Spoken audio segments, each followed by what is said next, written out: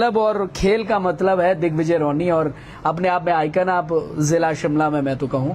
और यहाँ इस लीग की पूरी जानकारी के बाद क्या दिमाग में चल रहा है, और ये जो आयोजन है जिस दिशा ये जा रहा है, क्या ये बदलते बुशहर की तस्वीर है क्या?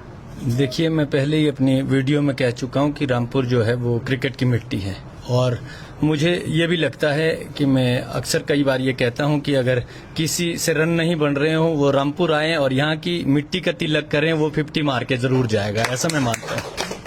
अब इस प्रतियोगिता ने मतलब प्रत्यक्ष को प्रमाण की आवश्यकता नहीं होती। इस प्रतियोगिता ने ये साबित करके दिखा दिया कि यहाँ सचमुच में एक बड़ा आयोजन किया जा सकता है। जैसे ही मैंने ये प्रतियोगिता का प्राइस सुना तो मैंने थोड़ा सा पहले भी जब मेरी टेलीफोन पे बात हो रही थी मैंने कहा कि नहीं, इसे कम करें, लेकिन इस चैरिटेबल सोसाइटी का एक मोटो था कि नहीं, हमने बड़ा प्राइज के साथ ही जाना है। और सचमुच में ये देखकर मुझे बड़ी खुशी हुई कि सभी लोगों ने ये कहा कि नहीं, हम इस प्राइज के लिए सभी एकजुट होकर मेहनत करेंगे और इसे मुकाम तक पहुंचाएंगे।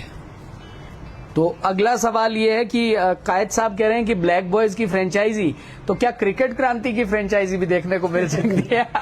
नहीं, चलिए, अभी तो क्रिकेट क्रांति के लिए अभी 1 वर्ष का इंतजार है। हम आजकल तैयारियां कर रहे हैं और बहुत अच्छे लेवल पर हमारी बातचीत बड़े इस बार और ऊपर के स्तर पर जा रही है। अगर वो सच में सक्सेसफुल हुई तो एक ऐसा इवेंट शायद नॉर्थ इंडिया में देखने को मिलेगा जो किसी ने सोचा भी नहीं हो।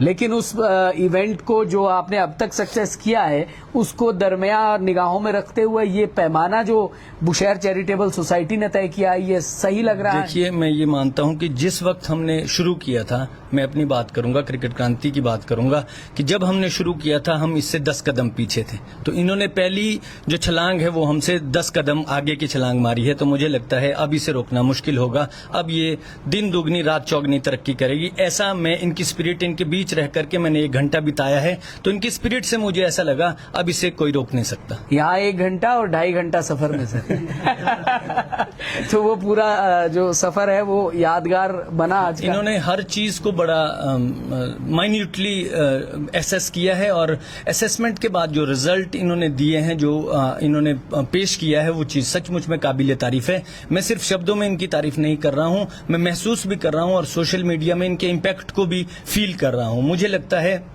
लगभग ये आधा टूर्नामेंट जो है सक्सेसफुल हो चुका है। अब सिर्फ दिन काटने हैं, इंतजार करना है अक्टूबर तक का, जब ये प्रतियोगिता होगी। फिर आपने मेरी बात को, ये इन बातों का स्क्रीनशॉट, इन बातों का वीडियो मुझे दिखाना और ये बातें आपको सत्य होती हुई जरूर नजर आएगी। मतलब क्रिकेट के खेल से पहले ऑक्शन वाली प्रक्रिया में दिग्विजय रोनी नहीं दिखेंगे? नहीं, चलिए, मैं लगातार जुड़ता रहूंगा। ऐसा नहीं है कि जब भी क्रिकेट की बात आती है, अक्सर मेरे दोस्त कहते हैं कि ढोल बज गया भाई, तो इसका मतलब कि दिग्विजय रोनी जरूर दिखेगा वहां पर। तो लोग मेरा मजाक उड़ाते हैं, लेकिन मुझे बड़ी खुशी होती है जब मुझे कोई फोन आता है कि आपकी जरूरत है, आपको आना पड़ेगा। तो मैं आज भी, मुझे मेरे घर में सीजन चल रहा है, मैंने पिताजी को कहा कि आप पेटियां ले जाओ, मैं सैंपल बन के रामपुर जा रहा हूं। मैं रामपुर जाऊंगा और वहीं बिक जाऊंगा।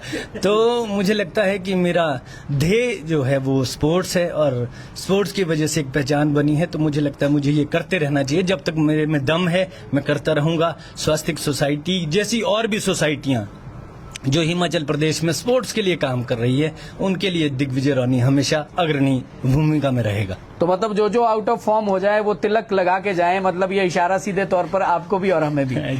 मुझे ऐसा लगता है क्योंकि मैंने रामपुर के प्लेयर्स, रामपुर के बॉलर्स, बैट्समैन, हर जगह कहीं भी टूर्नामेंट होते हैं तो एक अग्रणी भूमिका में मुझे रामपुर के खिलाड़ी दिखते हैं। और सबसे बड़ी बात है इनकी स्पिरिट।